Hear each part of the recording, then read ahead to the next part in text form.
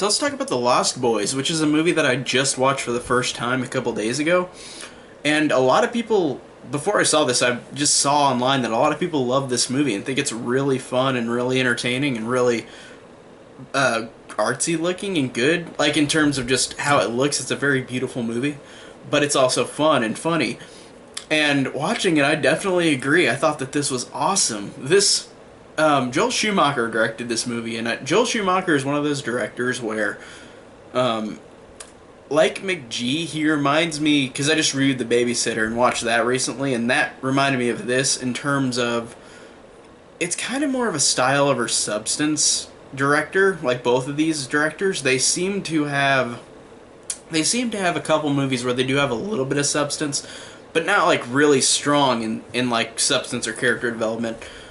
But they both are really good directors in terms of how beautiful their movies are and how entertaining they can be. A lot of them, I guess, but there's good and bad ones from both these directors. But The Lost Boys, I was really interested after watching it, in terms of how this movie was so fun and how it was so entertaining. And it is one of those movies where it is definitely more of a style over substance. But that doesn't have to be a bad thing, because this movie was hilarious and awesome and dark.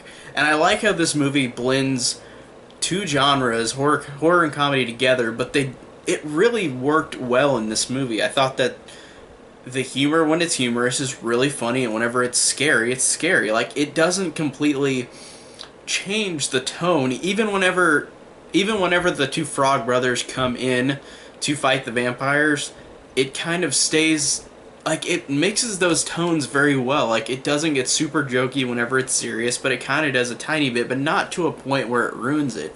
And I think that this does a great job with tone in this movie. These characters are all fun and interesting. For simple characters, like I said, it's more style over substance. But these characters are interesting. I liked the two brothers, Michael and Sam, and how Michael becomes a vampire, and then Sam, who has to go and kill the head vampire with the Frog brothers.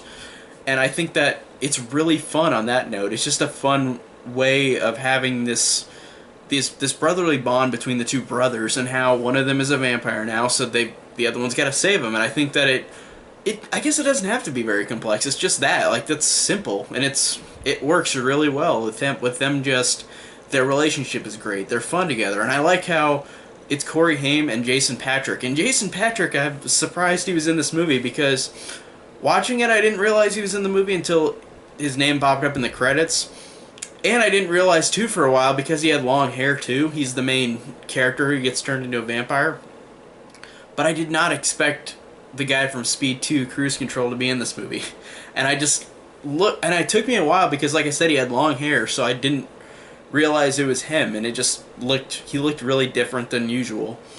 But I liked that he was in this movie, and I thought he did a good job. I thought that like I said, him and the brother, Corey Haim, they both were really entertaining. They both had such a fun demeanor. I like whenever you realize that Michael becomes a vampire, and then Sam, like he doesn't react in a way like you would expect. He just goes, why couldn't it have been a werewolf? Like, why couldn't you have been something different than a vampire? Like, he was kind of freaking out, but he was also very humorous about it. I thought that was just good, because the humor, like I said, is really good in this movie. I love the scene, like, another humor scene that cracks me up. The scene where the mom, like, everybody's eating dinner at the table, the mom and the guy she's dating, and the kids and the Frog brothers, and Sam and the Frog brothers, and they're all eating dinner, and then the mom just looks around, stares stiffing, and says, "There's something really smelly in here." And then there's nothing in the shot with her whenever it happens, but then it shows the kids, and then the next shot, the dog is right in her face, and she's just like, "Oh, Nanamu," or whatever his name was. That dog had the funny name. I think it was like Namamu or something weird like that.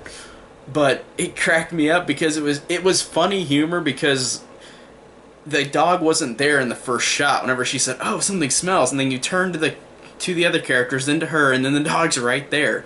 I thought that made it really, really good with that scene. That was one of the funniest scenes where I laughed out loud. And I think it's interesting in how these characters are, like, like they're really fun, but they're also, I don't know how to explain this. They're really weird, but they're serious, but they're also humorous. And like I said, they blend well with the humor and the horror. But there are moments where, like Kiefer Sutherland, especially, just the way that he chews on the scenery in this movie is awesome. He's really funny. Even whenever he just says like Michael's name, and he says it in a really weird way, but it's funny. But he's just got those wide eyes, and he's acts really, really weird towards the Michael character. It cracks me up though. It's really funny, but I really like the ideas in this movie too about how vampires are perceived. I like the idea that Michael just drank the blood of the head vampire and immediately just became a vampire. They didn't bite him on the neck. That's just how he became a vampire. I thought that was cool, and I thought that was a cool idea. I don't know if that's been done before or anything else, but in this movie I thought it worked really well as an idea of just turning him into a vampire like that. That was cool. And the other characters are fun too. Like, it's cool that Corey Feldman is in this as one of the Frog Brothers, and I think that he is pretty, like, it's weird because he's only like a couple years after Friday the 13th, like 4 and 5, but he's like, he talks like an adult in this, and I know it's what he sounds like now, but it's just a weird, I know it's puberty, but it's a weird distinction between like 2 years ago to that year, to 87 from 85. But I just think he's funny, and I like how serious he is in the movie, and I like how all the other characters, even if they're not like complex, they're all fun and interesting in a way. But I just think that these characters are really fun. They had a fun charisma to them. Sometimes they were over the top, sometimes they were serious and deadly, the vampires. And I like the idea of, spoiler, the end where the guy that the mother has been dating is the head vampire. And I like the idea of how the boys tried to figure out if he was the vampire before, gave him all the stuff that vampires would be susceptible to, but then he doesn't, nothing happens to him, and then you realize later the reason why the vampire didn't have anything happen to him whenever they did all the vampire testing was because they invited him into their own house. And I like that idea that if you invite him in, then he is safe.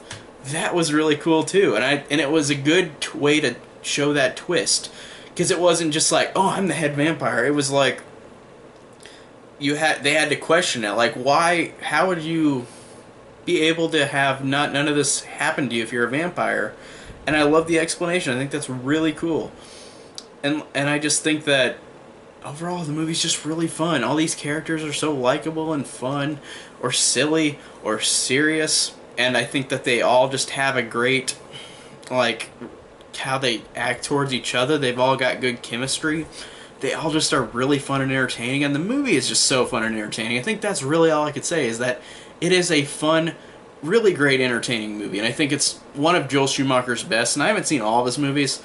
I'd say this and Falling Down with Michael Douglas are the two best ones that I've seen of his. But I haven't seen all of his movies. I've seen a good amount of them, but not all of them. So overall, I think that this is a really great movie, and I really enjoyed it a lot. I thought it was so awesome.